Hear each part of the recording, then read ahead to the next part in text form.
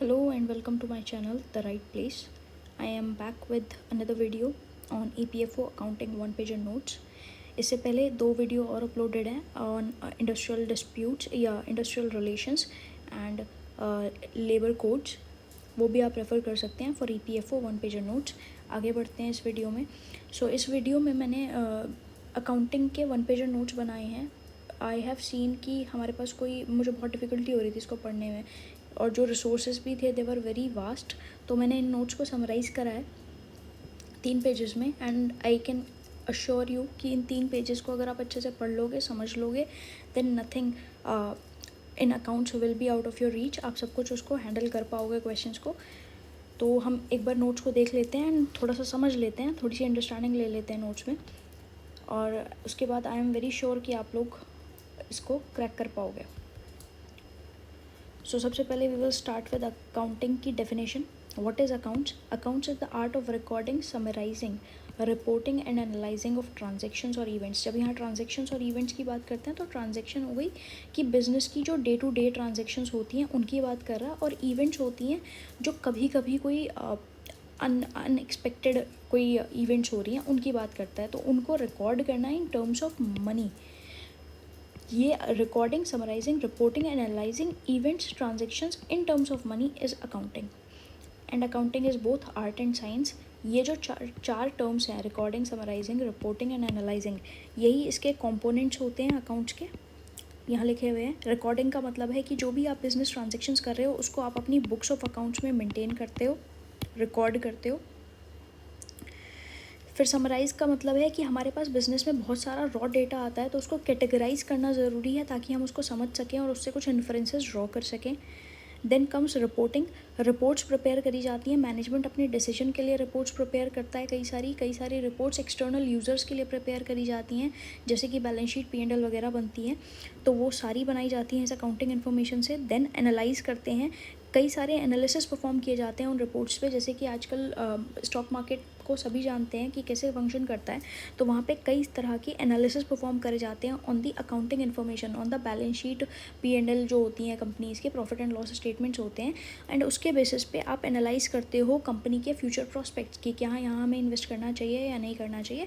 तो ये मोर और लेस वही सारी चीज़ें यहाँ पे उसके कॉम्पोनेंट्स होते हैं अकाउंट्स के या अकाउंटिंग इन्फॉर्मेशन के. Then we move on to the characteristics. इसकी दो तरह के कैरेक्टरिस्टिक्स हैं, एक तो प्राइमरी और एक सेकेंडरी कैरेक्टरिस्टिक्स हैं. प्राइमरी में आ जाता है रेलेवेंस और रिलायबिलिटी. इसका अकाउंटिंग जो इन्फॉर्मेशन होती है वो इतनी रेलेवेंट होनी चाहिए कि वो किसी के डिसीजंस को इन्फ्लुएंस कर सके, जैसे कि स्टॉक मार्केट में इन्वेस्टर्स के डिसीजन को इन्फ्लुएंस करने की पूरी क्षमता रखती है. द सेम रिलायबिलिटी, इन्फॉर्मेशन जो है वो ट्रस्टवर्दी होनी चाहिए, कि अगर ट्रस्टवर्दी नहीं होगी, अगर वो करेक्ट नहीं होगी, ट्रस्टवर्दी नहीं होगी, तो वो इन्फॉर्मेशन हमें फ़ायदे से ज़्यादा नुकसान पहुंचा सकती है. देन सेकेंडरी जो इसकी कैरेक्टरिस्टिक्स हैं वो हैं, या सेकेंडरी इसके कैरेक्टरिस्टिक्स क्या हैं कि कंपेरेबिलिटी है और अंडरस्टैंडेबिलिटी, कि वो कंपेरेबल होनी चाहिए. अब आप एक बिज़नेस को, रिलायंस को अगर आप टाटा के साथ कंपेयर करना चाहते हो तो उसके फाइनेंशियल पोजीशन के बेसिस पे तो कंपेयर करोगे, तो कंपेरेबिलिटी होनी चाहिए. बोथ इंटरफॉर्म का मतलब है किसी और कंपनी के साथ. इंट्राफॉर्म का मतलब है कि अगर मैं साल 2023 के रिकॉर्ड्स को कंपेयर करना चाहूँ साल 2022 के रिकॉर्ड से अपनी ही कंपनी के, दैट इज़ कॉल्ड इंट्राफॉर्म कंपेरिजन. तो दोनों इंटरफॉर्म और इंट्राफॉर्म कंपेरिजन होना चाहिए. अंडरस्टैंडेबिलिटी का मतलब है इन्फॉर्मेशन शुड बी अंडरस्टैंडेबल, कि समझ तो आए, कम से कम इन्फॉर्मेशन ऐसी होनी चाहिए. तो ये इसके कैरेक्टरिस्टिक्स हैं. Then we move on to the purpose, कि पर्पस क्या है इस फाइनेंशियल इन्फॉर्मेशन का, या इस अकाउंटिंग इन्फॉर्मेशन का पर्पस क्या होता है. एक ऑर्डरली रिकॉर्ड्स मेंटेन करना, कि हमारे पास सिस्टमैटिक ऑर्डर में रिकॉर्ड्स मेंटेन होने चाहिए. बिजनेस एसेट्स को सेफगार्ड करना. अगर हमारे पास प्रॉपर रिकॉर्डिंग नहीं होगी बिजनेस एसेट्स की, मान लो कि आपके बुक्स ऑफ अकाउंट्स में 10,000 का कैश आ रहा है, अगर वो प्रॉपरली रिकॉर्डेड है तभी तो आप कह सकते हो कि दैट वी हैव 10,000 रुपीज़. नहीं तो आपके पास उसको वैलिडेट करने के लिए, उसको सफाइज करने के लिए, उसको सेफगार्ड करने के लिए कोई आपके पास सबूत नहीं होगा. उसको हो सकता है एम्प्लॉय जाते जाते अपने साथ ले जाए 10,000 रुपये उठा के, लेकिन अगर आपकी बुक्स में 10,000 रुपये आ रहे हैं तो यू कैन क्वेश्चन कि वो 10,000 रुपये कहाँ गए. डिटरमाइन प्रॉफिट्स, आप अपने प्रॉफिट्स को कैलकुलेट कर सकते हो अकाउंटिंग इन्फॉर्मेशन के बेसिस पे, और प्रॉफिट्स कैलकुलेट कर सकते हो, बैलेंस शीट बना सकते हो, इसका मतलब आप अपनी फिनेंशियल पोजीशन को भी डिटरमाइन कर सकते हो, और आप अपने रैशनल डिसीजंस ले सकते हो। अगर आपके पास करेक्ट फिनेंशियल इन्फॉर्मेशन होगी, करेक्ट अकाउंटिंग इन्फॉर्मेशन होगी, तो आप सही डिसीजंस ले पाओगे। Works as information system for gathering and analysing accounting information. तो ये एक इन्फॉर्मेशन सिस्टम की तरह भी काम करता है, जहाँ पे आप क्या करते हो, अलग अलग तरह की अकाउंटिंग इन्फॉर्मेशन को गैदर करते हो, उसको एनालाइज करते हो, तो ये एक इन्फॉर्मेशन सिस्टम की तरह भी आपका काम करता है। देन फंक्शंस क्या हैं इसके? फंक्शंस, अगर आप इसको रिकॉर्ड कर रहे हो, अकाउंटिंग इन्फॉर्मेशन को रिकॉर्ड कर रहे हो, तो आपको सारी चीज़ें याद करने की ज़रूरत नहीं है, रिकॉल करने की ज़रूरत नहीं है, आप वहीं से उसको रेफ़र कर सकते हो। Uniform accounting principles allows comparison, वही सेम चीज़ है कि कंपैरिजन इंपॉर्टेंट होता है ताकि आप अपनी परफॉर्मेंस को इवैल्यूएट कर सको। तो अगर आप यूनिफॉर्म अकाउंटिंग प्रिंसिपल्स फॉलो कर रहे हो तो आप कंपैरिजन कर सकते हो दूसरों के साथ भी और अपने पिछले ईयर्स के साथ भी। ये वाउचर्स से सपोर्टेड होती है। अब जो अकाउंटिंग रिकॉर्ड्स होते हैं वो प्लेन स्टेटमेंट्स नहीं होते, उनकी कोई सपोर्टिंग एविडेंस होती है। जैसे कि मान लो अगर आप अपनी बुक्स में रिकॉर्ड करते हो कि आपने सेल करी है 10,000 रुपये की, तो वो जो 10,000 रुपये की आपने सेल करी होगी उसके लिए आपने एक इनवॉइस भी इशू करा होगा, इनवॉइस यानी कि बिल इशू करा होगा आपने। तो ये जो सेल है 10,000 रुपये की, ये सपोर्टेड है बाय दिस इनवॉइस, ठीक है, या दिस बिल। तो ये accounting records are supported by vouchers. ये फैसिलिटेट करता है comprehension by use of accounting records. अगर आप अकाउंटिंग रिकॉर्ड्स का सही तरीके से इस्तेमाल करते हो तो आपके लिए इन्फॉर्मेशन, जो फिनेंशियल इन्फॉर्मेशन है, वो समझना आसान हो जाता है, ठीक है। लिमिटेशंस क्या हैं इसकी? अब लिमिटेशंस हैं, ये क्वांटिटेटिव मेजर्स पे काम करता है। ये हमेशा क्या करता है, मॉनेटरी टर्म्स में बात करता है, पैसे की टर्म्स में बात करता है। तो ये सिर्फ क्वांटिटेटिव इन्फॉर्मेशन का एनालिसिस करता है, क्वालिटेटिव इन्फॉर्मेशन को कई बार ये इग्नोर कर देता है। हिस्टोरिकल कॉस्ट पे बेस्ड होता है, ये हमेशा पास्ट जो आपके खर्चे हो चुके हैं, जो आपने इनकम अर्न कर ली है, उसी के रिकॉर्ड की को मेंटेन करता है, उसी की पोजीशन बताता है। तो ये कई बार करेक्ट फाइनेंशियल पोजीशन आपकी नहीं बता पाता। उसके अलावा यहाँ पे कई जगह पे ऐसा होता है कि आपकी जो अकाउंटेंट है या जो बिज़नेस ओनर है उसकी पर्सनल जजमेंट इन्वॉल्व होती है वाइल पासिंग अकाउंटिंग एंट्रीज़, या मतलब अकाउंटिंग करते वक्त पर्सनल जजमेंट इन्वॉल्व होती है। तो ये भी एक इसकी लिमिटेशन है। एरर्स और फ्रॉड्स होते हैं, मतलब देखो क्या है कि अकाउंटिंग कर कौन रहा है, ह्यूमंस कर रहे हैं। अब जब ह्यूमंस कर रहे हैं तो वहाँ पे एरर्स और फ्रॉड्स दोनों के चांसेस होते हैं। विंडो ड्रेसिंग, मतलब यहाँ पे क्या करते हैं ये लोग कि मैनिपुलेशन करते हैं अकाउंट्स का, कुछ इन्फॉर्मेशन छुपा के अकाउंट्स को इस तरीके से दिखाया जाता है कि भैया कंपनी तो बहुत अच्छा पैसा कमा रही है। तो ये विंडो ड्रेसिंग भी करते हैं, कर सकते हैं, बिकॉज अगेन रीज़न कहीं ना कहीं ह्यूमन इंटरवेंशन ही है इसका। फिर अकाउंटिंग प्रोसेस क्या होता है? Accounting process is recording transactions, maintaining records, performing analysis, reporting and advising. तो सबसे पहले आप ट्रांजेक्शंस को रिकॉर्ड करोगे, फिर उन रिकॉर्ड्स को मेंटेन करोगे, फिर उनके ऊपर एनालिसिस परफॉर्म करोगे, देन उस एनालिसिस के बेसिस पे आप अपनी रिपोर्ट्स प्रिपेयर करोगे, और रिपोर्ट्स के बेसिस पे आप एडवाइस करोगे बिज़नेस को कि उसको क्या अलग करना चाहिए ताकि वो और बेटर परफॉर्म कर सके। इसकी ब्रांचेस कौन कौन सी हैं? फाइनेंशियल अकाउंटिंग इसकी एक ब्रांच है जिसमें कि हम फाइनेंशियल स्टेटमेंट्स बनाते हैं। फाइनेंशियल स्टेटमेंट्स में P&L आता है, बैलेंस शीट आती है, कैश फ्लो स्टेटमेंट आता है, और आता है आपका रिटेन्ड अर्निंग का एक स्टेटमेंट जो मैंने नीचे लिखा हुआ भी है। तो वो भी फाइनेंशियल स्टेटमेंट का ही पार्ट होता है। क्वेश्चन पूछा जा सकता है कि is balance sheet a part of financial statements? तो yes, it is a part of financial statement. Is cash flow a part of financial statement? Yes, it is a part of financial statements. Cost accounting, इसमें हम क्या करते हैं, अपनी cost को major करते हैं और एनालाइज करते हैं। अब क्या होता है कि अगर आपको पता हो कि भाई हर बार ऐसा पॉसिबल नहीं है कि बिज़नेस को अपना प्रॉफिट मैक्सिमाइज़ करना हो, मान लो बिज़नेस को अपना प्रॉफिट बढ़ाना है, तो प्रॉफिट के दो ही कंपोनेंट होते हैं, एक तो सेल प्राइस होता है और एक कॉस्ट होती है। तो हो सकता है कि वो अपना सेल प्राइस ना बढ़ा सकता हो, क्योंकि उसके कॉम्पिटिटर्स, अगर ये सेल प्राइस बढ़ाएगा तो लोग जाके इसके कॉम्पिटिटर से सामान खरीद लेंगे। तो वो क्या करता है, अपनी कॉस्ट को मिनिमाइज़ करने पे फोकस करता है। तो वहाँ पे रोल आता है कॉस्ट अकाउंटिंग का। जब हमें कॉस्ट पता ही नहीं होगी कितनी है, या जब हमें पता ही नहीं होगा कि कॉस्ट कहाँ से रही है, कैसे उसको कंट्रोल किया जा सकता है, तब तक हम अपनी कॉस्ट को मिनिमाइज़ नहीं कर पाएंगे। तो ऐसे केसेस में कॉस्ट अकाउंटिंग इंपॉर्टेंट हो जाती है। और कई जगह गवर्नमेंट रेगुलेशंस भी होती हैं जहाँ पे कहा जाता है कि कॉस्ट अकाउंट्स मेंटेन करो। ठीक है। मैनेजमेंट अकाउंटिंग, मैनेजमेंट क्या करती है, अपने लिए कई सारे रिपोर्ट्स प्रिपेयर करती है अपनी इंटरनल डिसीजन मेकिंग के लिए, ताकि वो अपने डिसीजंस ले सके और इफ़ेक्टिव डिसीजंस ले सके। टैक्स अकाउंटिंग क्या होती है कि जब हमें अपना टैक्स फाइलिंग करनी होती है, जो अपनी टैक्स रिटर्न्स भरनी होती हैं, उनके लिए हमें अलग से टैक्स रिकॉर्ड्स बनाने पड़ते हैं, बेसिस जो टैक्स जो हमारा इनकम टैक्स एक्ट 1961 है उसके बेसिस पे बनाने होते हैं, तो वो होती है टैक्स अकाउंटिंग। फ़ंड अकाउंटिंग, यहाँ पे हम नॉन प्रॉफिट ऑर्गेनाइजेशंस को जो फंड्स मिलते हैं उनकी अकाउंटिंग करते हैं कि वो कैसे, किन किन सोर्सेज से उनके फंड्स आ रहे हैं और कहाँ कहाँ पे उन फंड्स को वो यूटिलाइज़ कर रहे हैं। फॉरेंसिक अकाउंटिंग, ये बेसिकली यहाँ पे हम क्या करते हैं, इन्वेस्टिगेट करते हैं और एनालाइज करते हैं फ्रॉड्स को, कि अगर कोई फ्रॉड हो रहा है बिजनेस में तो उसको इन्वेस्टिगेट करने के लिए फॉरेंसिक अकाउंटिंग की जाती है। फिड्यूशरी अकाउंटिंग, अगर आप किसी थर्ड पार्टी के बिजनेस को मैनेज कर रहे हो या उसकी एसेट्स को मैनेज कर रहे हो तो उसकी अकाउंटिंग आप करते हो अगर, तो वो कहलाती है फिड्यूशरी अकाउंटिंग। देन दो मेथड्स होते हैं अकाउंटिंग के, कैश बेसिस और अक्रूवल बेसिस। कैश बेसिस कहता है कि अगर आपको कैश में इनकम रिसीव हो गई है या आपने कैश में खर्चा कर दिया है तो ही आप उसे अपनी बुक्स ऑफ अकाउंट में रिकॉर्ड करोगे, एल्स नहीं करोगे।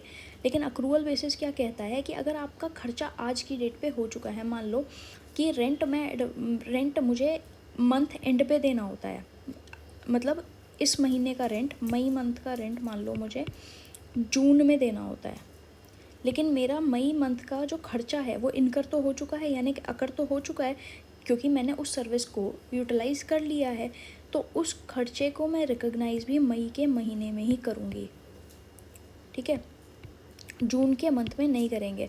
ये कहता है अक्रूवल अकाउंटिंग कि जब आपका खर्चा हुआ या जब आपने इनकम अर्न कर ली तभी आप उसको रिकॉग्नाइज़ करो, कैश आने का इंतज़ार या कैश जाने का इंतज़ार हम नहीं करेंगे। यूज़र्स ऑफ अकाउंटिंग इन्फॉर्मेशन, अब दो तरह के यूज़र्स होते हैं, इंटरनल यूज़र्स और एक्सटर्नल यूज़र्स। इंटरनल यूज़र्स हो गए ओनर, मैनेजमेंट, एम्प्लॉय। सबको पता है ये चीज़ कि ओनर को क्यों देखना होता है कि भाई पैसा कमा भी रही है कंपनी या नहीं कमा रही। मैनेजमेंट को देखना होता है अपनी परफॉर्मेंस देखने के लिए कि हम बिज़नेस ठीक से चला पा रहे हैं या नहीं चला पा रहे। एम्प्लॉय को देखना होता है कि मैं यहाँ लंबे समय टिकूँ या नहीं टिकूँ, पता चले कल कंपनी बंद हो जाए, मुझे दूसरी नौकरी ढूंढने की ज़रूरत तो नहीं है। एक्सटर्नल यूज़र, बैंक्स ने पैसा दिया हुआ है, लेंडर्स जिन्होंने पैसा दिया हुआ है, क्रेडिटर्स मतलब जो इनके साथ उधार पे काम करते हैं, कस्टमर्स इनके जो इन्हें ऑर्डर दे रहे हैं बड़े बड़े, तो उनको भी देखना पड़ता है कि हमारा बिज़नेस ठप ना हो जाए इनके चक्कर में। गवर्नमेंट, उसको टैक्स लेना है। इन्वेस्टर्स जिन्होंने इनके बिज़नेस में इन्वेस्ट किया हुआ है। अब अकाउंटिंग कॉन्सेप्ट क्या है, अकाउंटिंग के ये हमारे कुछ कॉन्सेप्ट्स होते हैं। बिजनेस एंटिटी, ये कहता है कि बिज़नेस का जो ओनर है और बिज़नेस सेपरेट है, कि ये हमेशा आप सेपरेट मान के चलोगे। मनी मेजरमेंट, कि जो ट्रांजेक्शन्स हैं वो मनी के टर्म्स में ही, जो मॉनेटरी ट्रांजेक्शन्स हैं जो मनी में एक्सप्रेस करी जा सकती हैं, सिर्फ उनको हम अपनी अकाउंट्स में रिकॉर्ड करेंगे। कॉस्ट का कंसेप्ट कहता है कि जो भी एसेट्स होती हैं आपकी, स्पेशली जो फिक्स्ड एसेट्स होती हैं या नॉन करेंट एसेट्स होती हैं, वो ओरिजिनल कॉस्ट पे आपको रिकॉग्नाइज़ करनी है, कि यानी कि जो ओरिजिनल कॉस्ट का मतलब है यहाँ पे परचेज कॉस्ट पे आपको रिकॉग्नाइज़ करनी है, ठीक है। डुअल एस्पेक्ट, ये कहता है कि हर एक ट्रांजैक्शन का दो इफेक्ट होंगे, एक तो डेबिट बैलेंस पे, एक क्रेडिट बैलेंस पे, ठीक है। हर ट्रांजैक्शन का दो इफेक्ट होगा, डेबिट और क्रेडिट, दोनों इफेक्ट्स हमें देखने होते हैं। मैचिंग कंसेप्ट कहता है कि जो एक्सपेंसेस हैं they should match with the revenues, कि भैया जो भी आपने अपने खर्चे करे हैं रेवेन्यू कमाने के लिए, तो वो आपका मैच होना चाहिए, कि उतना आप रेवेन्यू कमा रहे हो उतने खर्चे करके। कंजर्वेटिव अप्रोच, ये कहता है कि हमें थोड़ा कंजर्वेटिव अप्रोच फॉलो करनी है। अगर हमें लग रहा है कि हमें फ्यूचर में प्रॉफिट्स हो सकते हैं तो वो हम रिकॉग्नाइज़ नहीं करेंगे, वो तब रिकॉग्नाइज़ करेंगे अपनी बुक्स में जब हमें एक्चुअल में वो प्रॉफिट हो जाएगा, लेकिन लॉस हम रिकॉग्नाइज़ कर लेंगे, ठीक है। फिर principles, accrual, recognise expenses and income when they occur, जैसे ही वो अकर होंगे तभी हम उसको रिकॉग्नाइज कर लेंगे। अक्रूवल अकाउंटिंग जो ऊपर पढ़ी थी, it's the same accrual principle, ये जो अक्रूवल बेसिस पढ़ा था, it's the same accrual accounting. Going concern, हम हमेशा मानेंगे कि बिज़नेस एक फोर्सिएबल फ्यूचर तक चलने वाला है, मतलब हम हमेशा ये मान के अपनी अकाउंट्स प्रिपेयर करेंगे कि बिज़नेस एक सर्टेन पीरियड तक एग्जिस्ट करेगा, कल ऐसा नहीं होगा कि कल ही बिज़नेस बंद हो जाए। कंसिस्टेंसी, कि अकाउंटिंग मेथड्स एंड प्रिंसिपल्स जो हैं वो हमारे कंसिस्टेंट होंगे, जो भी हम अकाउंटिंग मेथड्स और प्रिंसिपल्स फॉलो कर रहे हैं वो ओवर द पीरियड हम फॉलो करते रहेंगे। ऐसा नहीं है कि आज कुछ कर रहे हैं और कल कुछ और करेंगे। मटीरियलिटी का मतलब है सिर्फ मटीरियल और इंपॉर्टेंट ट्रांजेक्शंस ही हम रिकॉर्ड करेंगे, और कंजर्वेटिव मटीरियल मतलब इंपॉर्टेंट, ठीक है। कंजर्वेटिज्म अगेन जो ये यहाँ पे कंसेप्ट दिया हुआ था, it's the same. Accounting principle and accounting concept यहाँ पे सेम है। मॉनेटरी यूनिट ये इस मॉनेटरी मेजरमेंट से लिंक्ड है, ठीक है। अब let's move on to the next page. ये कुछ अकाउंटिंग के टर्म्स हैं जो पूछे जा सकते हैं, और हम बिज़नेस से स्टार्ट करते हैं। बिज़नेस का मतलब सबको पता ही होता है कि बिज़नेस जो भी एक लीगल एक्शन कर रहे हैं प्रॉफिट कमाने के लिए। अब ट्रेड का क्या मतलब होता है? ट्रेड का मतलब होता है मेनली रीसेल, जहाँ पे इन्वॉल्व है कि आप हमने कुछ ख़रीदा और उसको एज इट इज़ रीसेल कर दिया। प्रोफेशन, कोई भी हमारे पास एक्सपर्टीज़ है उसका यूज़ करके हम कोई प्रॉफिट एक्टिविटी में इन्वॉल्व हैं, वो आपका प्रोफेशन हो जाएगा। Now what is capital? जब एक बिज़नेस स्टार्ट करते हो आप, तो आप अपना इनिशियल कुछ अमाउंट इन्वेस्ट करते हो बिज़नेस में। वो जो इनिशियल अमाउंट आप बिज़नेस में इन्वेस्ट करते हो सकता है वो पैसों की टर्म्स में ना होके, हो सकता है कि आपने कोई गाड़ी अपने बिज़नेस में दी हो। आपने बिज़नेस स्टार्ट किया और आप अपने बिज़नेस में एक कार लेके गए, और आप अपने बिज़नेस में 1 लाख रुपए कैश लेके गए, तो कार और कैश दोनों ही आपका कैपिटल है, ठीक है। और कैपिटल का फॉर्मूला क्या होता है? Total assets minus liability.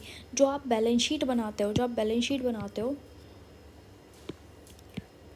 Sheet बनाते हो अपनी, उसमें यहाँ तो होती है आपकी लायबिलिटीज़, सॉरी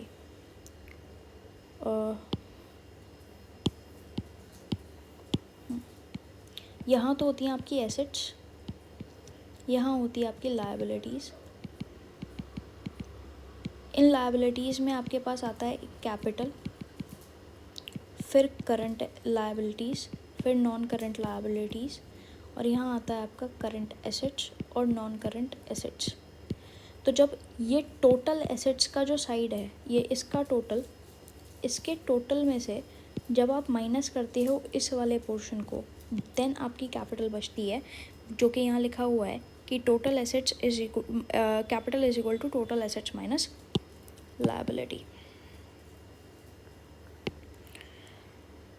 उसके बाद आपकी एसेट्स का मतलब क्या है? जो भी आपने अपने बिजनेस में इन्वेस्ट करके रखा है, जिससे आपको फ्यूचर में बेनिफिट्स मिलने वाले हैं, वो आपकी एसेट्स होती हैं, ठीक है। वो आपकी एसेट्स होती हैं जो आपको फ्यूचर में बेनिफिट्स प्रोवाइड करने वाली हैं। 2 तरह की एसेट्स होती हैं, फिक्स एसेट्स और करंट एसेट्स। फिक्स एसेट्स का मतलब है जो कि आपको एक लॉन्गर पीरियड के लिए बेनिफिट देंगी, over a period of 1 year, ठीक है। जैसे प्लांट, मशीनरी, फर्नीचर, लैंड, ये सब। टेंजिबल एसेट्स का मतलब है जिसको टच किया जा सकता है, प्लांट हो गया, फर्नीचर हो गई, मशीनरी हो गई। इंटेंजिबल एसेट्स का मतलब है जिसको टच नहीं किया जा सकता, यानी कि patent, copyright, goodwill etcetera. Current assets का मतलब क्या होता है? Can be converted into cash with in 1 year. Cash, bank balance, debtors होते हैं जिन्हें आपने सामान बेचा और उन्होंने अभी तक आपको पैसे नहीं दिए हैं, लेकिन वो आपको फ्यूचर में पैसे देंगे, और that too within 1 year देंगे, तो इसलिए वो आपकी करंट एसेट्स का पार्ट होते हैं। लायबिलिटीज़ का मतलब है जो भी अमाउंट पेबल होता है बाय बिजनेस। ये भी 2 तरह की होती हैं, लॉन्ग टर्म लायबिलिटी यानी कि नॉन करंट लायबिलिटी, और शॉर्ट टर्म लायबिलिटी यानी कि current liability. Long term liability जो पेबल है आफ्टर 1 ईयर, जैसे आपने लोन लिया या डिबेंचर्स आपने इशू करे और उसके बदले में आपको कैश मिल गया। और करंट लायबिलिटी का एग्जांपल है क्रेडिटर्स, यानी कि आपने किसी से उधार पे सामान लिया और अब आपको उसका पैसा लौटाना है विद इन 1 ईयर। बैंक से ओवरड्राफ्ट फैसिलिटी आपने ली हुई है और वो भी आपको रीपे करना है। ड्राइंग्स क्या होती हैं? ड्राइंग्स होती हैं कि जो भी आपने कैपिटल इन्वेस्ट करी अपने बिज़नेस में। अब क्या करा आपने, इनिशियली तो कैपिटल लेके आए थे बिज़नेस में, अब आपको पैसों की ज़रूरत पड़ गई बीच में, तो आपने अपनी कैपिटल विड्रॉ कर ली, वापस ले गए आप, तो amount withdrawn bye owner from business, ये होती है कैपिटल, ये होती है ड्राइंग। और इसको हम कहाँ से, ड्राइंग कैपिटल में से डिडक्ट करते हैं आपके, ठीक है, कैपिटल में से डिडक्ट करते हैं। एक चीज़ और, कैपिटल पे और ड्राइंग्स पे इंटरेस्ट होता है। कैपिटल पे आपको इंटरेस्ट मिलता है क्योंकि आपने वो पैसा बिज़नेस को दिया हुआ है, और ड्राइंग्स में आपने पैसा बिज़नेस से विड्रॉ करा है, तो वो ड्राइंग्स पे आपका पैसा, आपको इंटरेस्ट देना पड़ता है, ठीक है। Now what is auditing? Auditing का मतलब होता है कि जो आपके फाइनेंशियल स्टेटमेंट्स हैं उनका एग्जामिनेशन करते हैं। अब यहाँ पे अकाउंट्स में आपने देख लिया कि फ़ाइनेंशियल स्टेटमेंट्स बनती हैं और क्या क्या बनती हैं और कैसे कैसे बनती हैं। अब उनका ऑडिट होता है कि आपने जो बिज़नेस ने जो फ़ाइनेंशियल स्टेटमेंट्स बनाई हैं वो सही बनाई हैं या नहीं बनाई हैं, कि क्या वो ट्रू और फेयर व्यू दिखाती हैं बिज़नेस का या नहीं दिखाती हैं, यानी कि करेक्ट पोजीशन दिखाती है या नहीं दिखाती है। परचेज़ रिटर्न और सेल रिटर्न, परचेज़ का मतलब है जो भी सामान हमने ख़रीदा, और परचेज़ रिटर्न का मतलब है जो भी सामान हमने ख़रीदा था लेकिन हमने वापस कर दिया for some reason. Sales return, अब सेल्स का मतलब होता है जो भी हमने कस्टमर को सेल करी लेकिन कस्टमर ने फॉर सम रीज़न हमें वापस कर दिया, that is sales return. Stock और इन्वेंट्री, स्टॉक में और इन्वेंट्री में फ़र्क होता है। स्टॉक हो गया कि आपका जो भी अनसोल्ड गुड्स पड़े हुए हैं at the end of the period, मान लो इस महीने के एंड पे जो भी मेरे पास फिनिश गुड्स पड़े हुए होंगे, that is my stock. Inventory थोड़ी ब्रॉडर टर्म है, इसमें स्टॉक भी आ जाएगा फिनिश गुड्स का। वर्क इन प्रोग्रेस यानी कि जो भी मैंने मान लो रॉ मटेरियल ख़रीदा था, अब वो रॉ मटेरियल जब मैंने ख़रीदा तो उसका भी कुछ स्टॉक पड़ा हुआ होगा, और रॉ मटेरियल मैंने मशीनों में डाला हुआ है, तो मान लो पूरा सामान तो नहीं बनाया लेकिन उस पर कुछ कुछ स्टेप्स हो चुके हैं प्रोसेस के कंप्लीट, तो वो इनकम्प्लीट स्टेज में है, इनकम्प्लीट है अभी वो, तो उसको बोलते हैं वर्क इन प्रोग्रेस, तो वो भी इन्वेंट्री का पार्ट बन जाता है। अब डिस्काउंट का मतलब होता है कोई भी कंसेशन या रिफंड जो हम अपने कस्टमर को दे देते हैं। ट्रेड डिस्काउंट क्या होता है कि मान लो एमआरपी है, उसमें से मैंने उसको कुछ डिस्काउंट दे दिया कि भाई नॉर्मल कोर्स ऑफ बिजनेस में कुछ डिस्काउंट दे दिया अपने एमआरपी से घटा करके, उसकी कहीं भी रिकॉर्डिंग नहीं होती है बुक्स में, लेकिन वो इनवॉइस में अलग से दिखाया जाता है कि मैंने इतना डिस्काउंट दिया था। वहीं पे कैश डिस्काउंट क्या होता है, ये इसलिए दिया जाता है कि नॉर्मली जो बड़े बड़े बिजनेसेस होते हैं वो क्रेडिट पे काम करते हैं कि 30 डेज़ बाद मैं कैश तुम्हें पैसे दूंगा, लेकिन हमें हो सकता है कि बिज़नेस में रिक्वायरमेंट हो कि मुझे कैश अर्जेंटली चाहिए, तो हम उससे कहते हैं कि एक काम करो, तुम मुझे 2,000 रुपये कम दे देना, लेकिन तुम मुझे पैसे आज ही दे दो, तो वो होता है कैश डिस्काउंट। ये कैश पेमेंट को प्रमोट करने के लिए दिया जाता है और इसको हम अपनी बुक्स में रिकॉर्ड करते हैं एज एक्सपेंस। ये हमारे P&L अकाउंट का पार्ट होता है कैश डिस्काउंट, ये P&L अकाउंट में शो किया जाता है, प्रॉफिट एंड लॉस अकाउंट में शो किया जाता है। डेटर्स का मतलब है जिन्हें हमने सेल करी है और वो हमें पैसे फ्यूचर में देंगे, अभी नहीं देंगे। क्रेडिटर्स का मतलब है जिनसे हमने सामान ख़रीदा होगा या जिन्हें हमें पैसा देना है, फ्यूचर में देना है, आज नहीं देना, फ्यूचर में देना है, and that too within 1 year देना है। टर्नओवर का मतलब होता है जो भी मैंने सेल्स करी है ड्यूरिंग द पीरियड, चाहे कैश सेल हो या क्रेडिट सेल हो। बैड डेट्स का मतलब हो गया आपका इरिकवरेबल अमाउंट फ्रॉम डेटर, ये P&L में चार्ज होता है एंड डिक्रीज़ करता है डेटर के बैलेंस को। इसका मतलब क्या है कि मेरे डेटर से, मतलब जो मुझे फ्यूचर में पैसे देने वाला था, मुझे उससे 10,000 रुपये मिलने वाले थे, लेकिन उसने मुझसे कह दिया कि 1,000 रुपये मैं नहीं दूंगा, मैं नहीं दे सकता, मेरी ना फाइनेंशियल सिचुएशन ठीक नहीं है, तो मैं तुझे 1,000 रुपये तो नहीं दे पाऊँगा, लेकिन मैं तुझे 9,000 दे दूँगा। ये तो ये जो 1,000 है ये मेरी बेड डेट हो गई। अब इसकी वजह से क्या होगा, जो मेरा डेटर का बैलेंस है मेरी बुक्स में, मैंने अपने बुक्स में लिखा हुआ होगा कि मुझे इस इंसान से 10,000 रुपये मिलने वाले हैं, लेकिन जब उसने मना कर दिया साफ साफ कि 1,000 नहीं दूंगा, तो मैं 1,000 यहाँ से अपनी बुक्स में से लेस कर दूँगी उसके नाम से, ठीक है। और दूसरा इसका क्या होगा कि ये मेरे प्रॉफिट एंड लॉस अकाउंट में एक्सपेंस की तरह रिकॉर्ड कर लिया जाएगा इस पीरियड में। लेकिन कुछ केसेस में बैड डेट्स रिकवर्ड भी हो जाती हैं, मतलब कि इसने आज मुझसे बोला कि 1,000 रुपये ये मेरे नहीं देगा वापस, लेकिन कल इसकी सिचुएशन ठीक हो गई, फिनेंशियल सिचुएशन इसकी ठीक हो गई, तो इसने आके मुझे 500 रुपये वापस दे दिए, लेकिन मुझे अभी भी 500 रुपये का नुकसान हुआ है, लेकिन मुझे ये 500 रुपीज़ रिकवर हो गए, तो ये होती है बैड डेट्स रिकवर्ड। वाउचर्स का मतलब होता है कोई भी किसी भी तरह का रिटर्न इंस्ट्रूमेंट जो कि फिनेंशियल ट्रांजैक्शन को रिकॉर्ड करता है, यानी कि एक तरह से हमारे पास जैसे इनवॉइस, एग्जांपल इसका होता है इनवॉइस, एक फिनेंशियल इंस्ट्रूमेंट है, एक रिटर्न इंस्ट्रूमेंट है जिसके बेसिस पे हम फिनेंशियल ट्रांजैक्शन को अपनी रिकॉर्ड कर सकते हैं, सबूत होता है ये एक तरह से। जर्नल का मतलब होता है, जो जर्नल क्या होती है, सबसे पहले जो हम अपनी बुक्स में रिकॉर्ड बनाते हैं किसी भी ट्रांजैक्शन का, उस इनिशियल रिकॉर्ड ऑफ ट्रांजैक्शन को जर्नल बोलते हैं। तो सबसे पहले हम जर्नल पास करते हैं। मान लो मैंने एक मशीन ख़रीदी, तो एक जर्नल पास करी जाती है जिसमें लिखा जाता है machine account debit to cash, इस तरह से एक जर्नल एंट्री पास करी जाती है, ये होती है जर्नल एंट्री, ठीक है, ये होती है आपकी एक जर्नल एंट्री। अब ये जर्नल जो है ये डबल एंट्री सिस्टम पे बनाई जाती है। डबल एंट्री सिस्टम मतलब कि यहाँ पे मशीन एक अकाउंट डेबिट हुआ और दूसरा अकाउंट क्रेडिट हुआ कैश अकाउंट, तो डबल एंट्री सिस्टम यानी कि दो अकाउंट्स पे इसका इफेक्ट शो करा जाता है।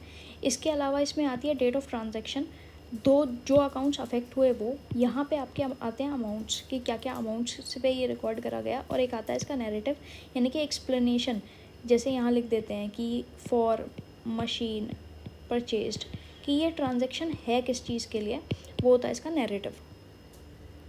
लेजर क्या होता है, अभी यही जो मशीन का अकाउंट है, ये जो कैश का अकाउंट है, यही हमारे लेजर अकाउंट्स होते हैं। ये परमानेंट रजिस्टर होते हैं जो कि सारी ट्रांजैक्शंस रिकॉर्ड जो हो रही हैं जर्नल में, उनके परमानेंट रजिस्टर होते हैं। और ये लेजर जो अकाउंट बनता है वो आपका ऐसे बनता है,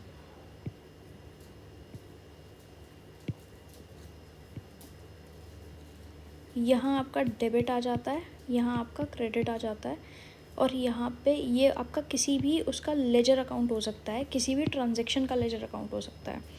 ठीक है, ये मशीन का लेजर अकाउंट हो सकता है, कैश का लेजर अकाउंट हो सकता है। तो जितने भी आप रजिस्टर्स बना रहे हो, जितने भी आप अकाउंट्स बना रहे हो, उन सबका लेजर अकाउंट होता है। ट्रायल बैलेंस इन लेजर अकाउंट्स के सारे लेजर अकाउंट्स का एक जगह इकट्ठा बैलेंस होता है। ठीक है, balance of all ledger accounts किसी एक पर्टिकुलर डेट पे, वो होता है ट्रायल बैलेंस। अब ये ट्रायल बैलेंस आइडियली तो आपका मैच करना चाहिए, यानी कि इसमें भी दो साइड्स होती हैं, डेबिट और क्रेडिट साइड, और इसकी दोनों डेबिट और क्रेडिट साइड का टोटल इक्वल आना चाहिए। ये ट्रायल बैलेंस अगर इक्वल नहीं है तो फिर हमें चेक करना पड़ता है कि कहाँ गड़बड़ है, कोई ना कोई गलती हुई होती है, कोई ना कोई एरर हुई होती है हमारी बुक्स में, उसी वजह से ये इक्वल नहीं आ रहा होता, अदरवाइज़ ये हमेशा इक्वल आता है। प्रॉफिट एंड लॉस स्टेटमेंट बनाया जाता है ड्यूरिंग अ पीरियड। फिर उसके बाद ये जितने भी हमारे खर्चे हुए हैं, जितनी भी हमारी इनकम्स हुई हैं, एक्सपेंसेस और इनकम्स, उन सबको हम अपने प्रॉफिट एंड लॉस अकाउंट में रिकॉर्ड करते हैं। अब प्रॉफिट एंड लॉस अकाउंट में भी कुछ इंपॉर्टेंट चीज़ें हैं कि जैसे ट्रेडिंग कंसर्न जो है वो प्रॉफिट एंड लॉस अकाउंट बनाएगी, ट्रेडिंग अकाउंट बनाएगी, लेकिन जो नॉन ट्रेडिंग कंसर्न है वो इनकम और एक्सपेंडिचर अकाउंट बनाती हैं। बेसिकली होता क्या है, टर्म्स डिफरेंट हैं, बाकी होता सब कुछ सेम ही है, इसमें प्रॉफिट और गेन ही हम कैलकुलेट कर रहे होते हैं और कुछ नहीं कर रहे होते।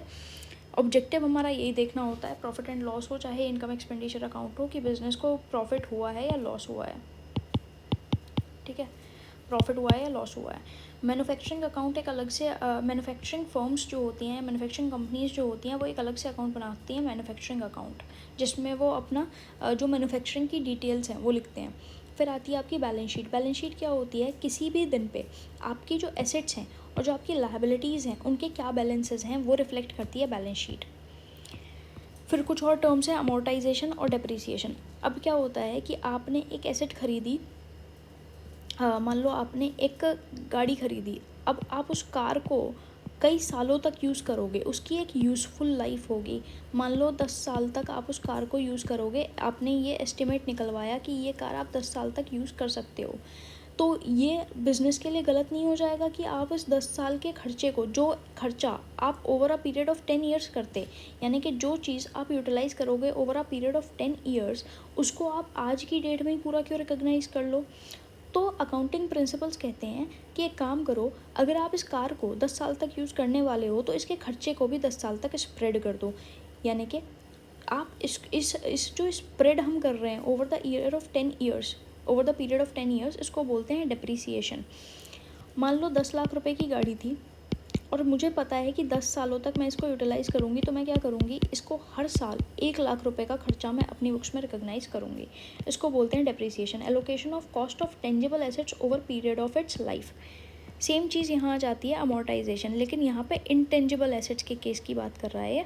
इंटेंजिबल एसेट्स मैंने ऊपर बताया था कि पेटेंट्स, कॉपीराइट्स वगैरह वो सारी इंटेंजिबल एसेट्स होती हैं, जब उनको over the period of their life हम स्प्रेड करते हैं तो वो अमोर्टाइजेशन होता है। ये जो डेप्रिसिएशन है और ये अमोर्टाइजेशन है, ये आपको रिकॉर्ड करना होता है as expense in P&L account.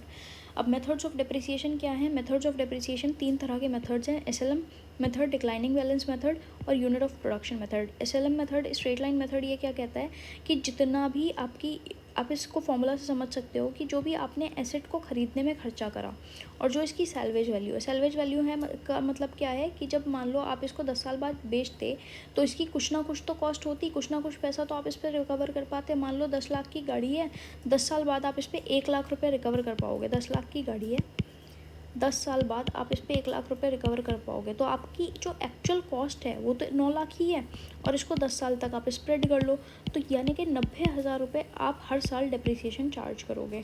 Declining balance method क्या कहता है, वो कहता है कि हम मान लो कोई 10% का रेट फिक्स कर दिया कि 10% के रेट पे डिप्रिसिएशन होगा, तो 10 लाख रुपये की गाड़ी है, हर साल 10% लगेगा।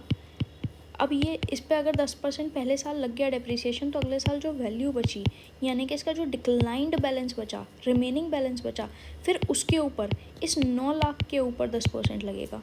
ये कहता है आपका डिक्लाइनिंग बैलेंस मेथड कि जो भी आपकी रिमेनिंग वैल्यू है उसके ऊपर 10% का रेट लगा लो, और 10% का रेट फिक्स्ड नहीं है, ये सिर्फ एक अज्यूम्ड रेट है। Value of production, units of production, ये कहता है कि एक्चुअल यूजेज के बेसिस पे हम आपका डिप्रिसिएशन यहाँ पे लगाएंगे। कि मान लो एक एसेट है जिसकी वैल्यू 10 लाख रुपए है और उसकी सेल्वेज वैल्यू 1 लाख रुपए है।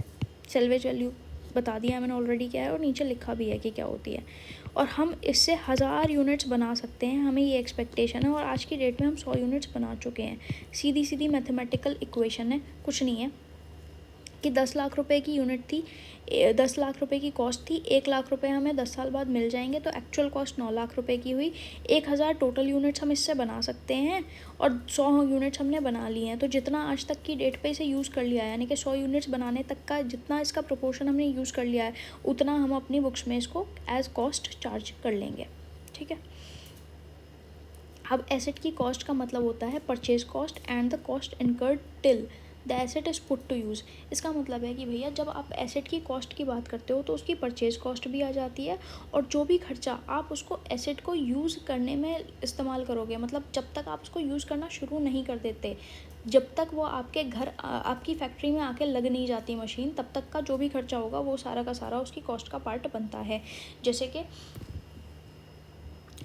मैंने एसेट ख़रीदी 5 लाख रुपए की, उसको वहाँ से जहाँ मैंने मान लो किसी प्लांट से एसेट ख़रीदी है, तो वहाँ से अपने प्लांट तक लेके आने में 50,000 का खर्चा था, फिर आके इंस्टॉल कराने में 50,000 का खर्चा था, तो जो टोटल कॉस्ट होगी एसेट की वो इनको मिला कर के है, यानी कि 6 लाख रुपए होगी, ना कि 5 लाख रुपए। ये कह रखा है। फिर आ जाता है कॉन्टेंजेंट एसेट्स और कॉन्टेंजेंट लायबिलिटीज़ पे। कॉन्टेंजेंट का मतलब होता है जो किसी और चीज़ पे डिपेंड करे, जिसका होना या ना होना किसी और के होने या ना होने पे डिपेंड करता हो। ठीक है, वो होती है कॉन्टेंजेंट एसेट या लायबिलिटी। और कॉन्टेंजेंट लायबिलिटी आप अपनी बुक्स में रिकॉर्ड करते हो, और कॉन्टेंजेंट एसेट आप अपनी बुक्स में रिकॉर्ड नहीं करते हो। एक्सपेंसेस का मतलब होता है अमाउंट स्पेंट और to be spent in business. Expenses मतलब जो भी खर्चे आप बिज़नेस में या तो कर चुके हो या करोगे, वो एक्सपेंसेस होते हैं। आउटस्टैंडिंग एक्सपेंसेस का मतलब है जो एक्सपेंसेस आपने कर दिए हैं पर उनकी पेमेंट अभी तक नहीं करी है। प्रीपेड एक्सपेंसेस जो आपने पे कर दिए हैं लेकिन अभी तक वो खर्चे हुए नहीं है, एडवांस पेमेंट कर दिया आपने। रेवेन्यू एक्सपेंडिचर जो आप अपने नॉर्मल कोर्स ऑफ बिजनेस में करते हो, और जो रेवेन्यू एक्सपेंडिचर होता है वो आपका प्रॉफिट एंड लॉस अकाउंट में जाता है। कैपिटल एक्सपेंडिचर जो आप इरेगुलरली करते हो, मतलब आप कोई बड़े बड़े खर्चे कर रहे हो, तो that is your capital expenditure. ये आपकी कॉस्ट का पार्ट बनता है एसेट साइड में, मतलब ये आपकी एसेट्स ख़रीदने के लिए बेसिकली आप ये खर्चे करते हो। लेगेसीज़ का मतलब होता है कि किसी व्यक्ति ने मरते मरते आपके नाम अपनी वसीयत कर दी, तो आपको उसकी लेगेसीज़ जो मिली वो या तो आपके कैपिटल फंड में जाएंगी या जनरल फंड में जाएंगी बिज़नेस के। व्हेन आई से कि आपके, तो आई मीन बिज़नेस के। ऑनोरेरियम पेमेंट, ऑनोरेरियम पेमेंट होती है कि जब आपने मान लो किसी से कोई स्पेशल सर्विस करवाई अपने बिज़नेस के लिए, कोई स्पेशल ट्रांजेक्शन हुई आपके बिज़नेस में, तो आपने उसको कोई इरेगुलर पेमेंट करी है, तो वो भी आपके एक्सपेंस का ही पार्ट बनेगा, प्रॉफिट एंड लॉस में जाएगा। पार्टनरशिप डीड का मतलब होता है कि कोई भी एग्रीमेंट जो 2 या 2 से ज़्यादा लोगों के बीच में हो रहा है एक बिज़नेस करने के लिए, एक लीगल बिज़नेस करने के लिए, और पार्टनरशिप डीड जो है वो आपके पार्टनरशिप एक्ट के हिसाब से होती है। एस्टीमेट का मतलब होता है कि आप अंदाज़न कोई एक्सपेंस या रेवेन्यू कैलकुलेट कर रहे हो जिसका आपको पता है कि होगा वो खर्चा आपका या वो रेवेन्यू है, और उसका अमाउंट क्या होगा पर सर्टेन नहीं है, पर उसको आप एस्टिमेट कर सकते हो, जैसे बेड डेट्स और इनकम टैक्स का खर्चा। स्टेटमेंट ऑफ रिटेन्ड अर्निंग्स जो मैंने बताया था कि फाइनेंशियल स्टेटमेंट का पार्ट होता है, ये आपको बताता है कि मान लो आपने 10 लाख रुपए का प्रॉफिट कमाया। अब ये 10 लाख रुपए का प्रॉफिट कंपनी जो है शेयर होल्डर्स को पूरा नहीं बांट देती। शेयर होल्डर्स को क्या मिलता है, डिविडेंड मिलता है, लेकिन कभी भी शेयर होल्डर्स को ये एज डिविडेंड नहीं दे देती। वो क्या करती है, इस पैसे को अपने पास ही रखती है और री इन्वेस्ट करती है बिजनेस में। ये बिजनेस में ही इस पैसे को घुमाती रहती है। तो ये जो री इन्वेस्ट करने के लिए इसने प्रॉफिट का शेयर रोका है अपने पास, प्रॉफिट का शेयर री इन्वेस्ट करा है बिजनेस में, that is called your retained earnings. ये retained earnings are profit earned but not distributed to shareholders as dividend. और इसका फॉर्मूला क्या है, close retain earning is equal to opening retained earnings plus net income minus dividend. ठीक है। Cash flow statement क्या करता है, आपके जो कैश के इनफ्लो और आउटफ्लो को रिकॉर्ड करता है। इसमें 3 तरह की एक्टिविटीज़ में ये डिवाइड किया गया है। ऑपरेटिंग एक्टिविटीज़ जो बताता है कि आपकी कोर बिजनेस एक्टिविटीज़ से कितना आपका कैश फ्लो हो रहा है, इनफ्लो और आउटफ्लो हो रहा है। इन्वेस्टिंग एक्टिविटीज़ मतलब आपने अगर कहीं इन्वेस्टमेंट कर रखा है किसी एसेट में या सिक्योरिटीज़ में, सिक्योरिटीज़ का मतलब है यहाँ पे शेयर्स और शेयर्स वगैरह में। फाइनेंसिंग एक्टिविटी का मतलब है कि अगर आपने कहीं से लोन्स ले रखे हैं, बोरोइंग्स ले रखी हैं, तो वो। बुक कीपिंग का मतलब है कि आप बुक कीपिंग जो है एक नैरोअर टर्म है as compared to accounting. Accounting का पार्ट होती है बुक कीपिंग। इसमें हम सिर्फ यहाँ पे आइडेंटिफिकेशन, मेजरिंग और रिकॉर्डिंग पे रुक जाते हैं। वेयर एज जब हमने अकाउंटिंग की डेफिनेशन पढ़ी थी तो हमने देखा था कि रिकॉर्डिंग से तो अकाउंटिंग स्टार्ट होती है, तो जहाँ पे बुक कीपिंग एंड होती है वहाँ से अकाउंटिंग स्टार्ट होती है। 2 तरह की एंट्रीज़ होती हैं, सिंगल एंट्री और डबल एंट्री। फिर फाइनेंशियल रिपोर्टिंग स्टैंडर्ड्स। अब ये जो हम इतने रिकॉर्ड्स पढ़ रहे हैं, ये जो इतनी अकाउंटिंग हम पढ़ रहे हैं, इसका कहीं कोई बेस है भी या नहीं है, ये किस तरह से करी जाती है। तो ये फाइनेंशियल रिपोर्टिंग स्टैंडर्ड्स होते हैं कई सारे, जो ग्लोबल लेवल पे और इंडिया लेवल पे फॉलो करे जाते हैं, डोमेस्टिक लेवल पे फॉलो करे जाते हैं। तो ये स्टैंडर्ड्स जो हैं ये बेसिस हैं जिसके बेसिस पे फाइनेंशियल स्टेटमेंट बनाए जाते हैं। किस लिए, ये क्यों है, ताकि यूनिफॉर्मिटी हो सके और थोड़ी सी लीगैलिटी हो सके, कोई इनको देखने के लिए हो कि बुक्स अपनी ठीक से मेंटेन कर भी रहे हैं या नहीं कर रहे हैं, क्योंकि मैनिपुलेशन होगा तो लोगों का ही नुकसान होगा। गैप क्या है, जनरली एक्सेप्टेड अकाउंटिंग प्रिंसिपल्स हैं, ये आप पढ़ लेना, कोई ऐसी चीज़ नहीं है। इंडियस इंडिया में फॉलो होती है और मैंने लिमिट्स बताई हुई हैं कि किस किस के ऊपर ये एप्लीकेबल होते हैं। अकाउंटिंग स्टैंडर्ड बोर्ड क्या है, IASB क्या है, ये सारी चीज़ें आप खुद पढ़ सकते हैं। अब अकाउंटिंग प्रोसेस मेजरमेंट के बेसिस कि जब हम अपनी उसको कॉस्ट को मेजर करते हैं या प्राइस को मेजर करते हैं तो उसमें कई सारे बेसिस होते हैं। करंट प्राइस पे कुछ एसेट्स और लायबिलिटीज़ हमें मेजर करनी होती हैं कि आज की डेट पे उनका क्या प्राइस है। हिस्टोरिकल कॉस्ट पे, जैसे मैंने बताया था कि एसेट्स को आप उसकी हिस्टोरिकल कॉस्ट पे रिकॉग्नाइज़ करते हो, यानी कि परचेज कॉस्ट पे रिकॉग्नाइज़ करते हो। रियलाइजेबल वैल्यू, कुछ एसेट्स और लायबिलिटी रियलाइजेबल वैल्यू पर रिकॉर्ड करी जाती हैं कि आज के दिन मैं इन्हें जाके मार्केट में बेचूँ, खरीदूँ नहीं, बेचूँ तो मुझे कितना मिल जाएगा, that is the realisable value. Present value, current price में और रियलाइजेबल वैल्यू में यही डिफरेंस है।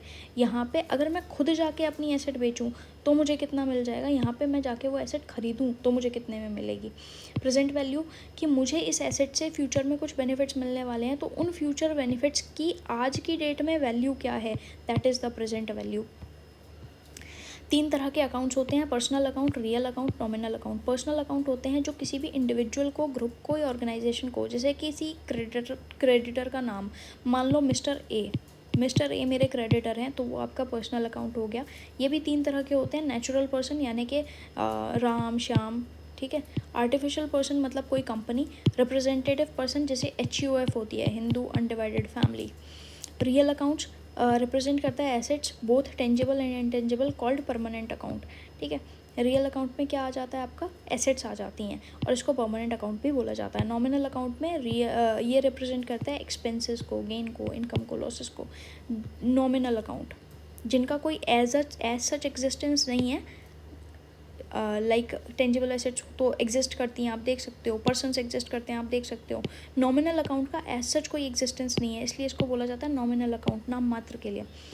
लेफ़्ट साइड ऑफ किसी भी अकाउंट पे जो लेफ़्ट साइड होती है वो डेबिट साइड होती है, राइट साइड जो है उसकी क्रेडिट साइड होती है। इसके 3 गोल्डन प्रिंसिपल्स हैं कि debit the receiver, credit the giver. ये पर्सनल अकाउंट पे अप्लाई होता है। What comes in debit, what goes out credit, ये रियल अकाउंट पे अप्लाई होता है। डेबिट एक्सपेंसेस, क्रेडिट इनकम, ये अप्लाई होता है नॉमिनल अकाउंट पे। अकाउंटिंग इक्वेशन क्या कहती है, एसेट्स जो हैं वो इक्वल होती हैं आपकी लायबिलिटी और इक्विटी के। इक्विटी की जब मैं बात करती हूँ तो ओनर्स कैपिटल की बात कर रही हूँ। अकाउंटिंग साइकिल कैसे स्टार्ट होती है कि सबसे पहले आप क्या करोगे, गैदर करोगे इन्फॉर्मेशन, फिर उसको रिकॉर्ड करोगे जर्नल में, जर्नल से आप लेजर में जाते हो, लेजर से ट्रायल बैलेंस में जाते हो, ट्रायल बैलेंस से फिर आप देखते हो कि अगर आपका ट्रायल बैलेंस टैली नहीं हुआ तो कहाँ गड़बड़ हुई है, तो आप एरर्स और ओमिशंस देखते हो। उसके बाद आप क्या करते हो, फिर एक एडजस्टेड ट्रायल बैलेंस बनाते हो, फिर आप क्या करते हो, अपने P&L बैलेंस शीट बनाते हो और कंसोलिडेटेड कैश फ्लो स्टेटमेंट बनाते हो। उसके बाद आप अकाउंटिंग एंट्रीज पास करते हो, क्लोजिंग एंट्रीज पास करते हो, और उसके बाद आप देखते हो कि अब आपका ट्रायल बैलेंस टैली हो रहा है या नहीं हो रहा है। ये पूरा प्रोसेस होता है अकाउंटिंग साइकिल का। अकाउंटिंग एरर्स दो तरह के होते हैं भाई, जिसका इफेक्ट ट्रायल बैलेंस पे होगा, जिसका इफेक्ट ट्रायल बैलेंस पे नहीं होगा। एरर ऑफ ओमिशन, उसका इफेक्ट ट्रायल बैलेंस पे क्यों नहीं होगा, क्योंकि जब जर्नल में ही रिकॉर्ड नहीं करा, अगर कोई चीज़ आपने इनिशियली ही मिस कर दी तो उसका इफेक्ट फिर कहीं भी नहीं आएगा। अगर मैंने कोई जर्नल ही रिकॉर्ड नहीं करी तो वो लेजर में भी नहीं जाएगी, और जब कहीं भी नहीं जाएगी तो उसका इफेक्ट ही कैसे फील होगा। ठीक है। एरर ऑफ प्रिंसिपल मतलब कि incorrect journal due to incorrect accounting principle, मतलब मेरी जो अकाउंटिंग की अंडरस्टैंडिंग है वो गलत है, मैंने गलत अकाउंटिंग प्रिंसिपल यानी कि रेवेन्यू एक्सपेंडिचर को मैंने कैपिटल एक्सपेंडिचर की तरह ट्रीट करके मैंने गलत जर्नल एंट्री पास कर दी, उसकी वजह से अकाउंटिंग गलत हो गई। लेकिन मेरा कहीं भी टोटल गलत नहीं होगा, मेरा कहीं भी टोटल की मिस्टेक नहीं आएगी। ठीक है। Error of commission, incorrect amount posted in journal as well as ledger, मतलब जर्नल में भी गलत कर दिया और लेजर में भी गलत कर दिया। जब दोनों जगह गलत कर दिया तो उसकी वजह से ट्रायल बैलेंस पे कोई असर नहीं पड़ेगा। दो एरर्स करी, एक ने दूसरे के इफेक्ट को नलीफाई कर दिया, ख़त्म कर दिया, तो भी उसका कोई असर नहीं होगा। पोस्टिंग एरर, जर्नल में गलत था लेकिन लेजर में इनकरेक्ट हो गया, तो उससे क्या होगा, आपका जर्नल एंट्री आपकी गलत हो गई लेकिन जर्नल एंट्री आपकी ठीक है, तो जर्नल के जो बैलेंसेस हैं वो आपके रिकनसाइल हो रहे हैं। डुप्लीकेट रिकॉर्डेड ट्वाइस, अब ये 2 बार रिकॉर्ड हो गई। अब कुछ ट्रांजेक्शन्स होंगी या कुछ एरर्स होंगे जिनका ट्रायल बैलेंस पे इफेक्ट होगा। ट्रायल बैलेंस पे इफेक्ट होने का मतलब क्या है कि आपका ट्रायल बैलेंस जो है वो टैली नहीं करेगा, मतलब जो उसकी डेबिट और क्रेडिट साइड है वो इक्वल नहीं आएगी। जैसे posting incorrect amount in ledger, आपने लेजर में इनकरेक्ट अमाउंट पोस्ट कर दिया तो डेबिट साइड पे कुछ और आ रहा है, क्रेडिट पे कुछ और आ रहा है, तो वो जो डिफरेंस है वो आपका ट्रायल बैलेंस में दिख जाएगा। रॉन्ग साइड पे पोस्ट कर दिया, टोटलिंग एरर कर दिया, ओमिशन कर दिया, totalling of and balancing error, ये सारे एरर्स अगर आपने कर दिए तो 2 तरह से रेक्टिफाई कर सकते हो, या तो रेक्टिफिकेशन जर्नल एंट्री पास कर दो, और अगर जर्नल में कोई गड़बड़ नहीं है, लेजर में गड़बड़ हुई है, तो एक सस्पेंस अकाउंट के थ्रू आप जर्नल पास कर सकते हो। इन एरर्स को प्रिवेंट करने का तरीके बता रखे हैं कि कैसे प्रिवेंट कर सकते हो। सेग्रीगेशन ऑफ ड्यूटीज़, यानी कि रिस्पॉन्सिबिलिटी डिवाइड कर दो कि ये व्यक्ति जर्नल पास करेगा, ये व्यक्ति आपकी लेजर एंट्री पास करेगा। तो अगर इनमें से किसी ने जर्नल में गलत करा है तो लेजर करने वाला देख लेगा कि जर्नल गलत है, या यहाँ पे अगर जर्नल ठीक पास हो रखी है तो इसके बाद लेजर वाले के लिए मिस्टेक करने के चांसेस कम रहेंगे, और अगर वो गलती कर भी देता है तो इनकरेक्ट पोस्टिंग की वजह से वो ट्रायल बैलेंस में डिटेक्ट हो जाएगा। ठीक है, इस तरह से आप इसको एरर्स को एलिमिनेट कर सकते हो। इंटरनल कंट्रोल्स का मतलब होता है कि आप कुछ ऐसे कंट्रोल्स इन प्लेस ले आओ अपने बिज़नेस में। कंट्रोल्स का मतलब है कि कुछ इस तरह से आप अपने बिज़नेस को जैसे होता है ना कि हम अपने लैपटॉप को प्रोटेक्ट करते हैं थ्रू पासवर्ड प्रोटेक्शन, तो इसी तरह से आप अपने बिज़नेस को भी अलग अलग एरियाज़ में, अपने बिज़नेस के अलग अलग एरियाज़ में कुछ ऐसे कुछ ऐसे की मेजर्स इम्प्लीमेंट करो जिसकी वजह से आप जिसके थ्रू आप अपने बिज़नेस के एरर्स को प्रिवेंट कर सको। फिर रेगुलर रिकन्सिलिएशन, कि रेगुलर बेसिस पे आप अपने अकाउंट्स को रिकन्साइल करो, यानी कि मैच करो कि इसका डेबिट और क्रेडिट मैच होता है या नहीं होता है। अगर कहीं गड़बड़ है तो वो आपका टाइमली डिटेक्ट हो सके। अपने एम्प्लॉयज़ को ट्रेन करो, एजुकेट करो, ताकि वो गलतियाँ कम से कम करें। कुछ की पॉइंट्स हैं। की पॉइंट्स में क्या है कि जो पास्ट ईयर के क्वेश्चंस के बेसिस पे एनालाइज करके आई अंडरस्टूड कि ये जो हैं इनसे क्वेश्चंस पूछे गए हैं, तो I have written them down. बाकी आपका जो ऊपर कवर करा है उसमें से सारी चीज़ें ऑलरेडी कवर्ड हैं, ये कुछ एडिशनल चीज़ें मुझे मिली तो I have written them down. तो कंपनीज एक्ट का जो शेड्यूल 3 है वो बताता है प्रिपरेशन ऑफ फाइनेंशियल स्टेटमेंट्स में आपके balance sheet, P&L, cash flow statement, retained earning statement, ये 4 चीज़ें आपके फाइनेंशियल स्टेटमेंट्स का पार्ट होती हैं। कंसाइनमेंट का प्रोसेस क्या होता है, कंसाइनमेंट का प्रोसेस होता है जहाँ पे जो कंसाइनर है यानी कि ओरिजिनल ओनर जो है वो गुड्स ट्रांसफ़र करता है कंसाइनी को कि तुम मेरे बिहाफ पे आगे बेच देना, और जितने भी खर्चे होते हैं यहाँ पे वो कंसाइनमेंट अकाउंट में जाते हैं। जितनी भी इनकम्स होती हैं इस ट्रांजेक्शन से रिलेटेड वो कंसाइनमेंट अकाउंट में ही जाएंगी, चाहे अब नॉर्मल लॉस क्यों ना हो। पार्टनरशिप अग्रीमेंट जो है वो प्रॉफिट शेयरिंग रेशियो डिफाइन करता है, लेकिन अगर पार्टनरशिप अग्रीमेंट साइलेंट है प्रॉफिट शेयरिंग रेशियो को लेके तो then partnership profit sharing ratio is equal. जो maximum rate of interest payable होता है पार्टनर्स को on loan given by partners is 12% as per partnership act. So this is it and thank you so much for watching and please do like and subscribe, और बाकी 2 videos भी आप लोग देख लीजिए अगर आपने अभी तक नहीं देखी हैं तो। एंड आई नो ये वीडियो थोड़ी लेंदी हो गई है and I tried my best कि मैं इसे पूरा आपको समझा दूँ। And these are just 3 page notes, please इनको पढ़ लीजिए अच्छे से। And in case if you have any doubt on anything तो कमेंट पोस्ट कर दीजिए, I will answer that. Thank you so much, thanks for watching.